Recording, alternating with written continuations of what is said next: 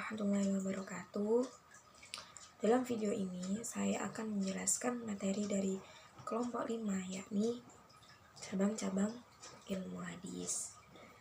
Maksud dari adanya cabang-cabang ilmu hadis adalah untuk memastikan bahwa ajaran yang berasal dari Nabi Muhammad SAW yang termuat dalam hadis itu terpelihara dan dapat dipahami serta diamalkan dengan benar, sehingga cabang-cabang ilmu hadis secara keseluruhan memiliki tujuan utama menjaga dan mengkritik hadis sebagai sumber hukum Islam kedua setelah Al-Quran.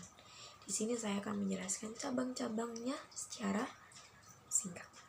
Yang pertama ada ilmu rijaul hadis, yang mana ilmu khusus mengkaji sejarah hidup para periwayat hadis yang meliputi nama, nasab, tempat lahir, tanggal lahir, sampai dengan wafatnya, lalu guru-guru dan murid-muridnya, serta tempat-tempat atau perjalanan mencari ilmu.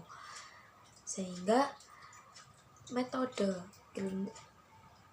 ilmu rijaul hadis ini untuk memverifikasi kesinambungan sanad dengan mengetahui periode hidup rawi, dapat dipastikan apakah rantai sanadnya tersambung atau terputus. Lalu yang kedua ada ilmu jarh wa ta'dil, yang mana jarh sendiri itu memiliki arti celaan, sedangkan ta'dil itu pujian.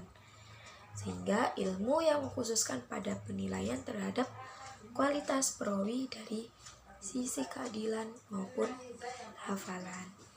Lalu yang keempat ada ilmu gharib al-hadis, yakni ilmu yang menjelaskan makna-makna yang tidak umum dan jarang terpakai dalam lafaz-lafaz dan dari matan hadis. Lalu ilmu gharib al-hadis ini untuk membantu memahami makna hadis dengan benar, sehingga menghindari penafsiran yang keliru akibat salah memahami lafaz yang asing. Lalu ada ilmu nasakh wa mansukh, yakni ilmu yang bertugas membedakan antara ketentuan hukum hadis yang dihapus dan ketentuan hadis yang menghapus di antara hadis-hadis yang tidak mungkin dikompromikan. Mansukh yaitu menghapus, sedangkan nasakh dihapus.